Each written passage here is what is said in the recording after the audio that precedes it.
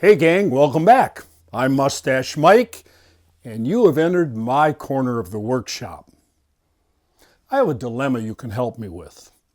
It seems recently that both Mrs. Mustache and Chip have brought to my attention there has been an additional sighting of a Baltimore oriole in our yard.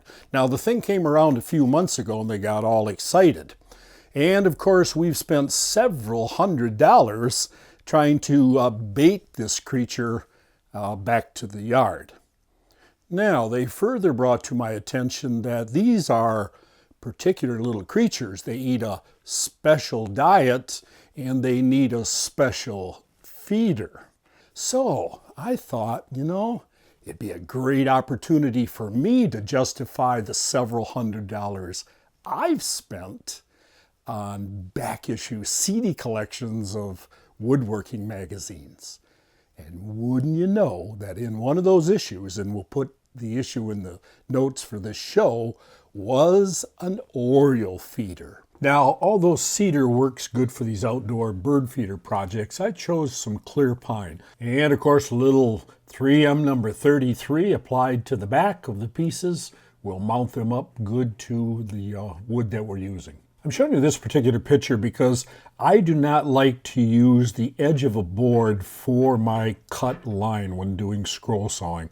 I like to cut all the edges, so you'll see there's a little wood margin on the edge of the pattern on the wood still. Again, we're using the old Craftsman with a pin tooth blade, and I got that old blade guard on. I'm not real fond of it, but left it on for this project. Now, in cutting these particular edges, a couple methods could be used. You could get to the corner and make a turn, which is kind of hard on this size pin blade, or what I like to use is the straight through method. And again, when making the cuts, I like to stay on the outside of the line, so there's a little bit of material left to take over to the sander to finish my edge. And there's going to be a number of these hexagon pieces to stack up to make the wishing well part of this. So I use each successive piece to mark out the next. Time for a little belt sanding to clean up the edge over to that pencil mark. Remember, you want everything good and square to begin with so you don't have an angled edge, especially on 3/4 inch thick material. And the same methods are applied for the center piece for cutting out the panel and gluing it up. Now here's a good shot to show you how much angle you'll need to apply to your piece to actually cut straight down the line. In one of the early instruction videos, I explained why the edge of the blade does this. Now for cutting out the center arch, it's got to be pretty much right on the money. So what I did was I cut out 2 pieces of pattern, glued one on a scrap piece of wood so I could practice making that inner arch cut. The dish for the jelly that's put in these type of feeders is going to be a little candle holder, and it's a little bigger than the original pattern hole was, so don't forget to mark out your actual size. And of course, this will be an inside cut, so you'll need to drill a hole to put your blade in. I like to use the single pivot method for cutting this inside circle. Sometimes you still have to shift your hand and move both fingers. And hold down tight because these pin end blades will get you vibrating real quick.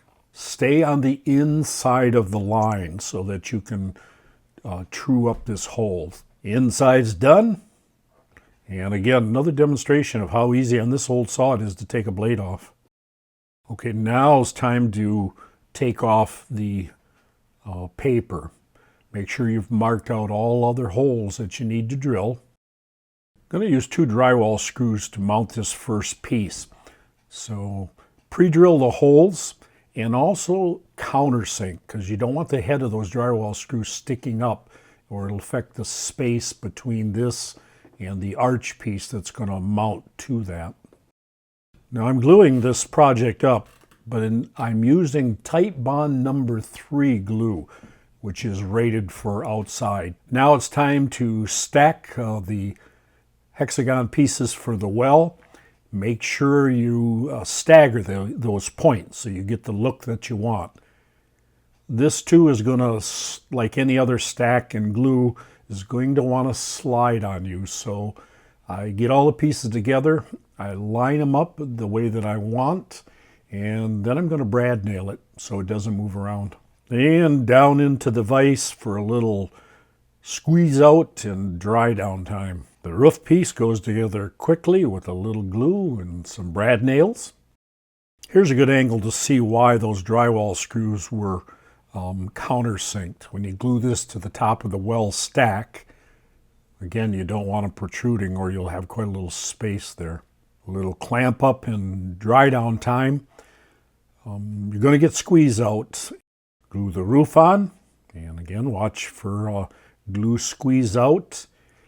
And I kind of guessed the centering here, but measuring would probably been a little better idea.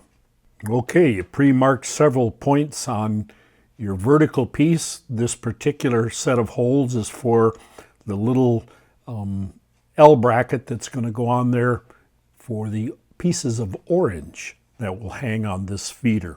We'll drill 2 straight through 1/4-inch holes for the dowel pieces that will be the perch pieces for our wishing well. I don't think these were on the plans, but I wanted 2 extra pieces of dowel on the side of the well for perch pieces, so I added those at this time. Okay, it's coming together nicely. Here's a little look at the pre-finish product. Now Mrs. Mustache wants to hang this in a tree from a wire, so I add a little eye bolt in the top. Now she wanted dark Watco walnut finish. That's why we used the pine, so I'm adding that at this time. So there you have it. An oriole bird feeder made on a scroll saw. Now you notice the last couple of videos that I've made projects on the old Craftsman 16-inch. And again, that's been done with specific purpose. Now, it's nice to have a brand new Excalibur, a Hawk, an RBI, the new Jet, or even this good old 788 DeWalt. But don't count down and out the older equipment. So we appreciate you coming back. Hope we see that oriole again.